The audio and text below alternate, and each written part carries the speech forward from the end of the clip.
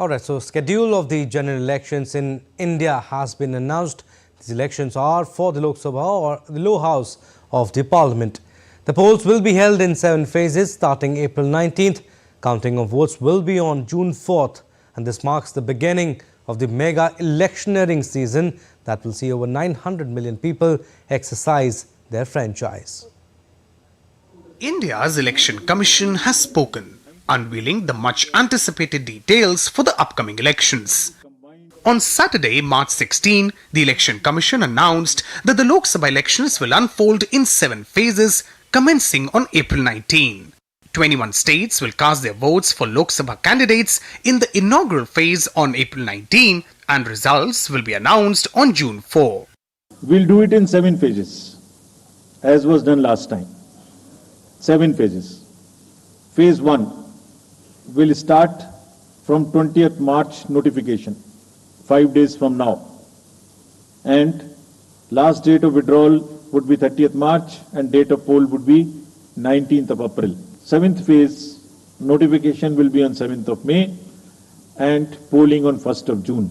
Date of counting in the entire country would be 4th of June for all by-elections, for the assembly elections, for the parliamentary elections. 96.8 crore citizens have registered themselves to vote for the general election. The first-time voters count to over 1.8 crore. The number of centenarian voters is pegged at 2.18 lakh. For the seamless voting experience, 10.5 lakh polling booths are being set up for voters. More than 1.5 crore officials will be deployed to provide seamless operations at the centers. Over 55 lakh EVMs will be used to conduct elections this year. Mainly 4 challenges हमारे पास हैं, 4 M's: muscle, money, misinformation and MCC violations. Essentially 4 किस्म के broad जो हमारे process हैं, और इसी के संदर्भ में पूरा जो process अब आज से शुरू होगा और जब तक चुनाव खत्म होगा तो इलेक्शन कमीशन का अधिकांश समय इन्हीं 4 चीजों में लगने वाला है. In addition, assembly elections in Arunachal Pradesh, Sikkim and Andhra Pradesh will unfold on April 19 and May 13, while Odisha will witness polling in 4 phases from May 13 to June 1st. After this announcement, political parties have welcomed the schedule.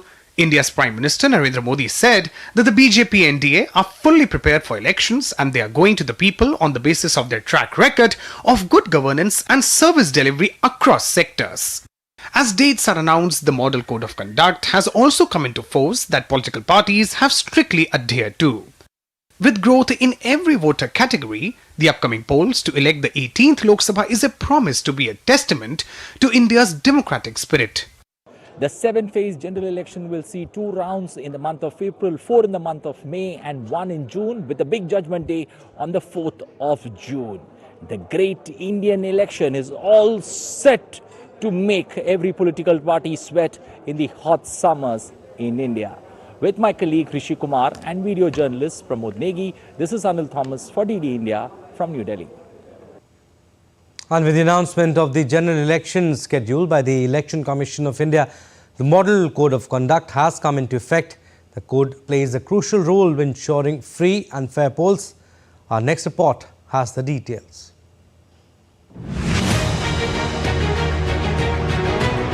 In order to ensure free and fair elections, it is imperative that a set of guidelines to regulate the candidates and political parties is put in place. In India, these norms are called the Model Code of Conduct or the MCC. These guidelines are issued and enforced by the Election Commission of India. To put it simply, MCC is a list of do's and don'ts for the candidates, which they are expected to follow during the election process. It comes into effect from the day the Election Commission of India announces the poll schedule and is operational till the elections are concluded. During the general elections, the code is applicable throughout India. Let's now take a quick look at the key MCC guidelines. The ruling party should not use its official position for campaigning purposes. Parties and candidates should abstain from activities and delivering speeches that may create communal hatred. They should refrain from corrupt practices like bribing, intimidating and transporting voters. The MCC is not legally binding, but the Election Commission of India sends a show cause notice to candidates if they violate the code. The poll body goes ahead with the necessary proceedings if the candidate fails to reply within the specified time frame. Citizens can also report violations of the Model Code of Conduct by the candidates. To make this process easier, the ECI launched the C Vigil app in 2018. A person can simply click a picture or take a video and briefly describe the complaint before uploading it on the app. The complainant also has the option to remain anonymous. The C Vigil app is also a reflection of how the MCC has evolved over the times. The MCC guidelines trace their origins to 7 decades back when in 1960 the political parties in Kerala adopted a code during the state polls. With the enforcement of the Model Code of Conduct, the Election Commission of India has been ensuring a level playing field for smaller parties and independent candidates by helping to keep money and muscle power in check. Bureau Report, DD India. And India, the world's largest democracy, is heading to polls to elect members to the lower house of the parliament. Who is eligible to vote? How will the polling take place? Our next report answers these questions and more. Take a look.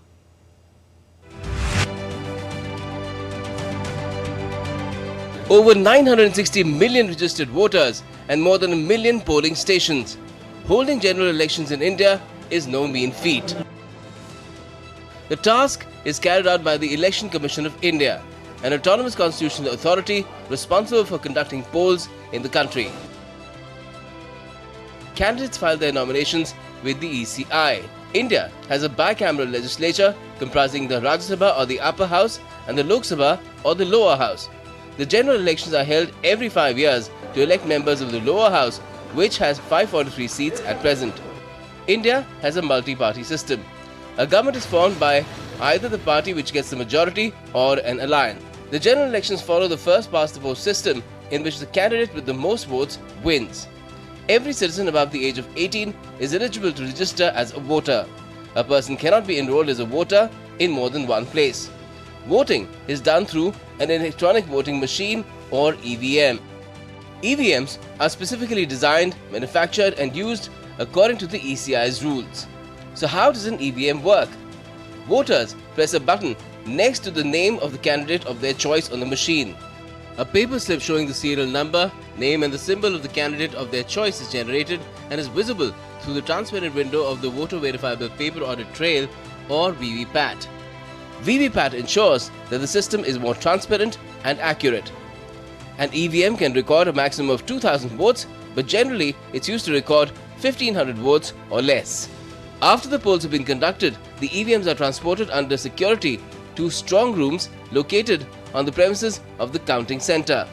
The candidates or their agents are allowed to follow the vehicles carrying the EVMs. Counting of votes begins with electronically transmitted postal ballots and is supervised by the returning officer.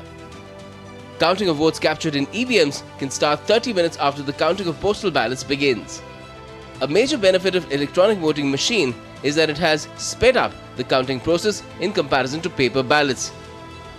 This has led to results being declared on the same day as the counting is held.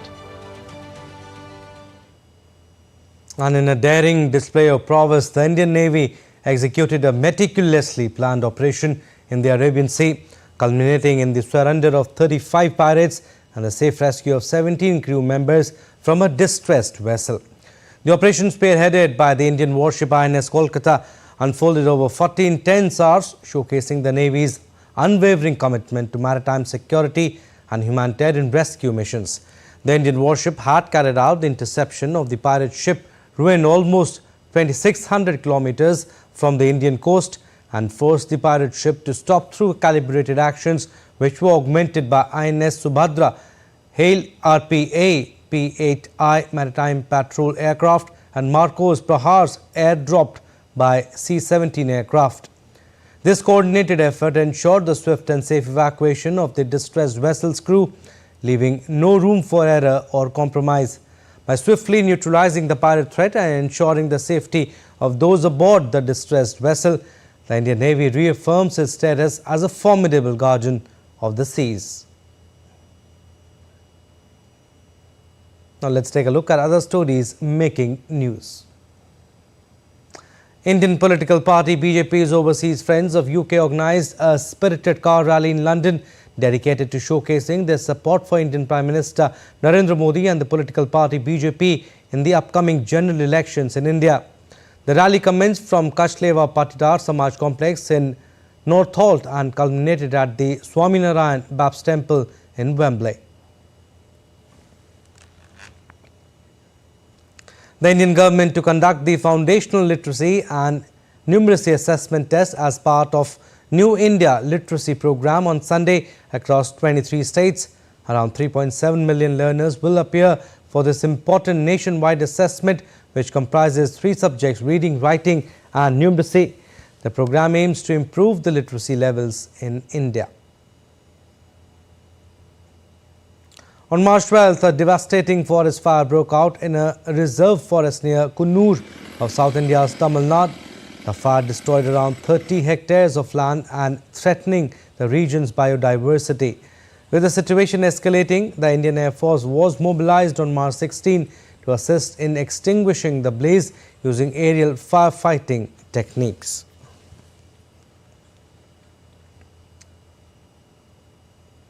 And around 40 people were injured after a boiler blast in a factory in Rewari of Indian state of Haryana. The incident took place on Saturday evening in the Dharuheda area of Rewari city. The injured have been admitted to the hospital and no casualties have been reported. The local police has registered a case and the investigation is underway.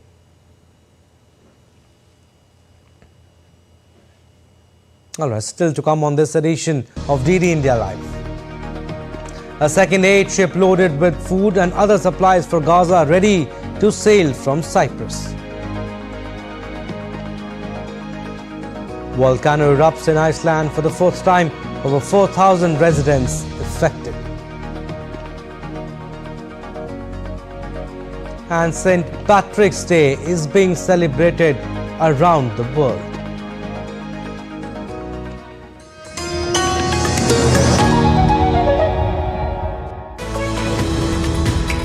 We just don't bring you the news as it unfolds. We get to the heart of the matter. We don't just present facts. We demystify complex social, political and economic events. We break stories that shape the world's present and future because you deserve the truth. I am Tanvi Taneja from New Delhi. I'm Ollie Barrett from London. I'm Nick Harper from Washington, D.C.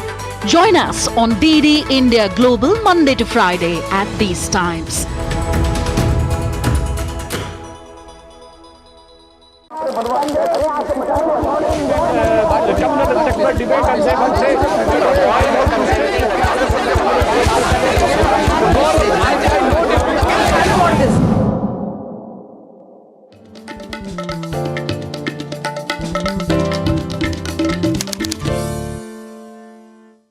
In a world that never stops, where information shapes our reality, one app stands out, helps you stay ahead of time. Introducing the DD India app, your gateway to a world of news right at your fingertips. Your most trusted source of news goes global, goes digital. Explore a world of options, top stories, live updates, in-depth analysis and more. Stay informed wherever you are. Real-time alerts keep you ahead of the curve always. The DD India app, connecting you to the world one story at a time. Download now and explore the world of knowledge, insights and authentic information.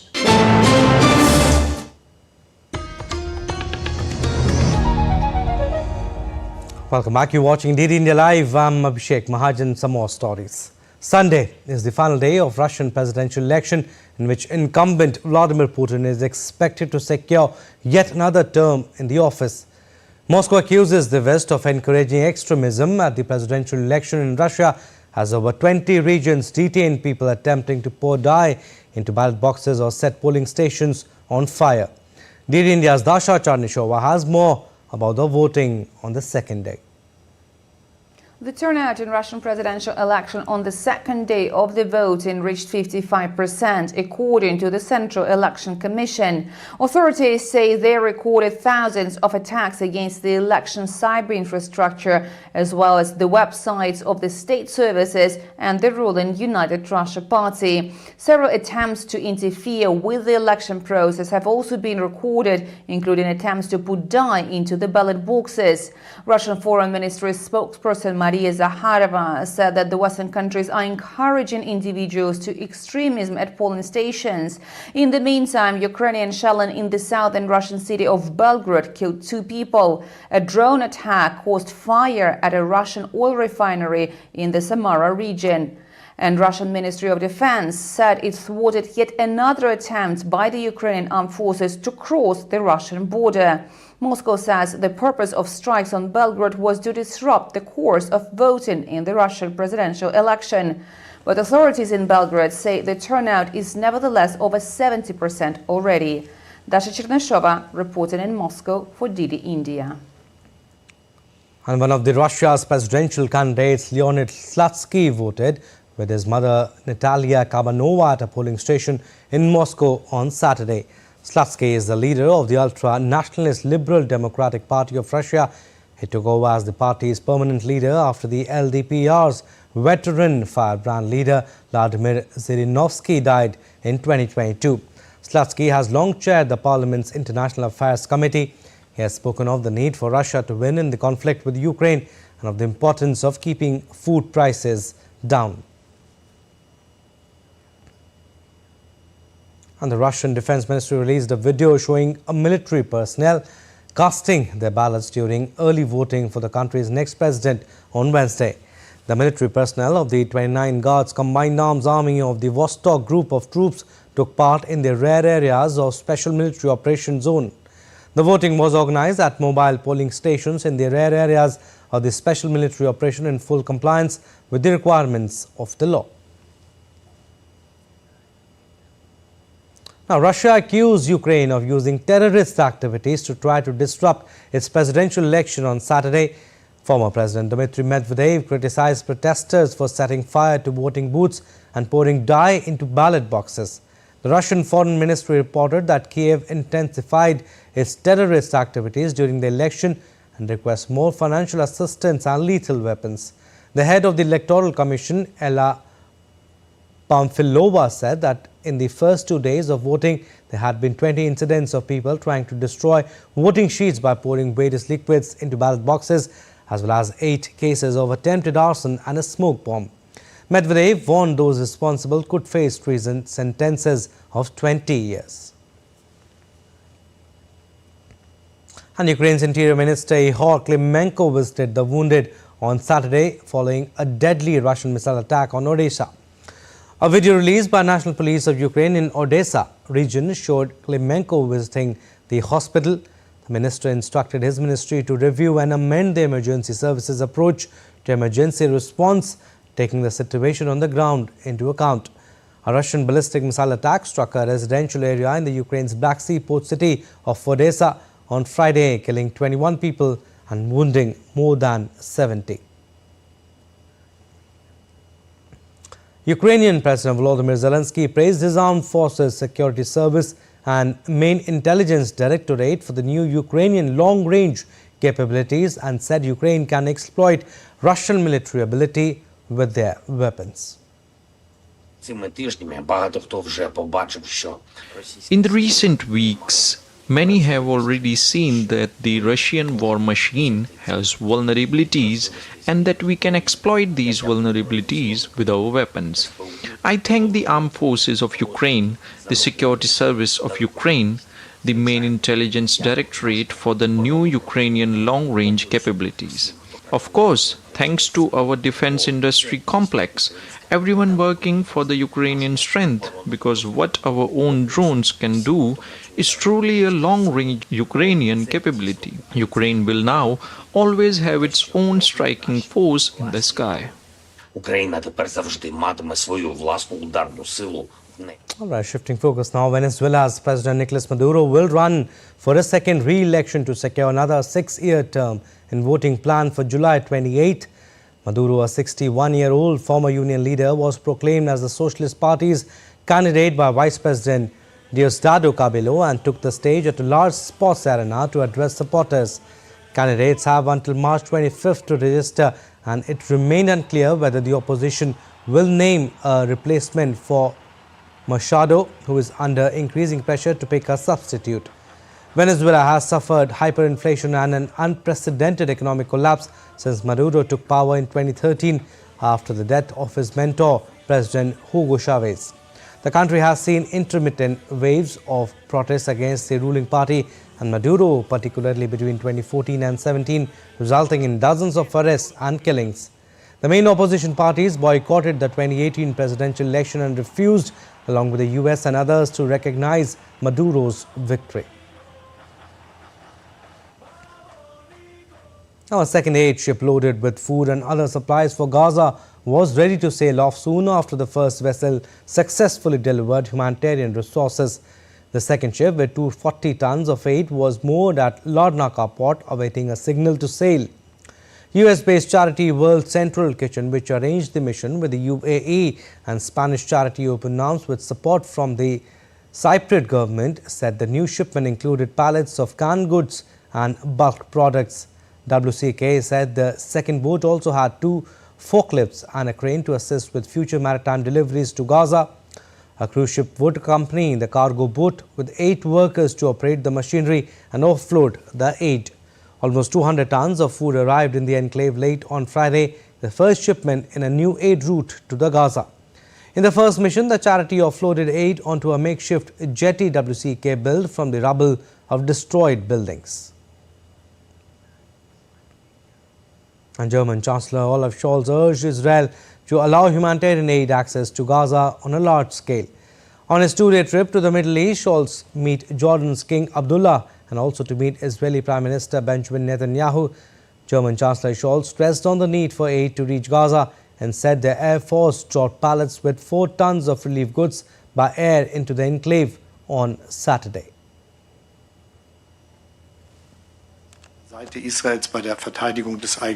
We are standing firmly by Israel's side in defense of its own country, and Israel has every right to defend itself against the Hamas attack. At the same time, it is important that the rules of international law are respected. It is about ensuring that civilian casualties are avoided, that humanitarian aid reaches Gaza, and that a long-term solution is found.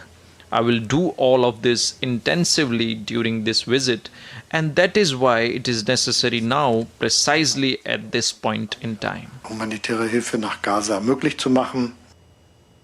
And in a harmonious blend of tradition and wellness, the iconic Independence Square in Colombo played host to a transformative workshop on 5-element breathwork, yoga and meditation.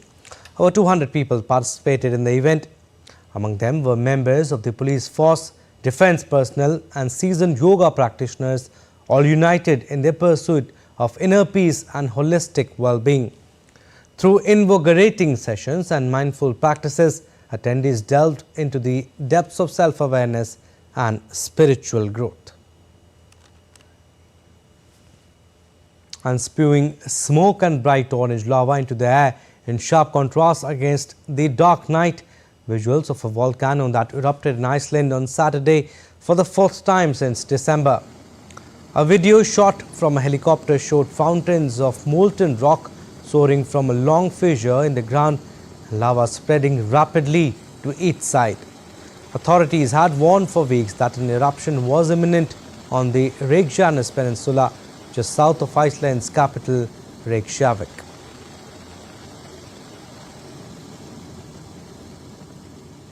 Now let's take a look at other stories making news around the world. A massive fire broke out in the interiors of one of the oldest cinematography studios in Egypt. Residents were evacuated from some neighboring properties as a preventive measure. Civil protection forces said they controlled the fire with no casualties. Orange growers in Syria faces the brunt of the more than decade-long conflict in the country as the price of fertilizers and pesticides have skyrocketed and exports restricted. Agricultural production in the country has witnessed a significant decline. Crop yields, which stood at 17 million tons, had now dropped to 11.9 million by 2021. Syria was an agricultural product exporter before the crisis. Today, 12 million Syrians are facing food insecurity.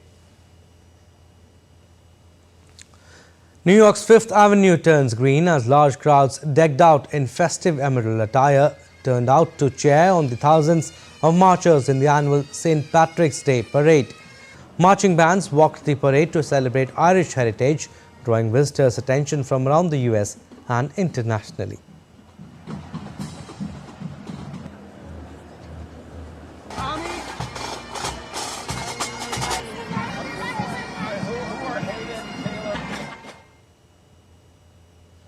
Now, Chicago celebrates St. Patrick's Day with the Windy City's river gleaming in a vibrant shade of emerald.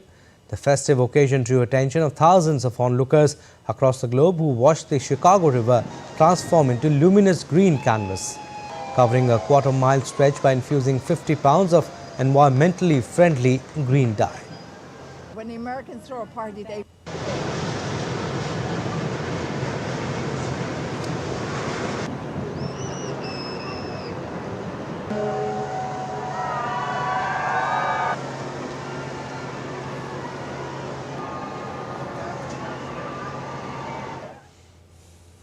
On to sports now. The Indian Premier League 2024 is set to commence on March 22nd, with the tournament being played entirely in India despite matches clashing with the Lok Sabha elections. The IPL auction for the 2024 season saw record-breaking prices for players like Mitchell Starc, Samir Rizvi and Daryl Mitchell. Ahead of the marquee tournament, let's take a look at the list of injured and unavailable players and their replacements for IPL 2024. Gujarat Titans, Mohammad Shami, out due to ankle injury, no replacement named yet. Matthew Wade might miss initial games due to Sheffield Shield final commitment. Lucknow Super Giants, Mark Wood withdrawn for workload management, replaced by Shamar Joseph. Rajasthan Royals, Prasidh Krishna out for surgery, no replacement named. Kolkata Knight Riders, Jason Roy withdrawn for personal reasons, replaced by Phil Salt. Gus Atkinson pulled out for workload management, replaced by Dushmanta Chamira. China Super Kings, Devon Conway, surgery for thumb injury, no replacement name.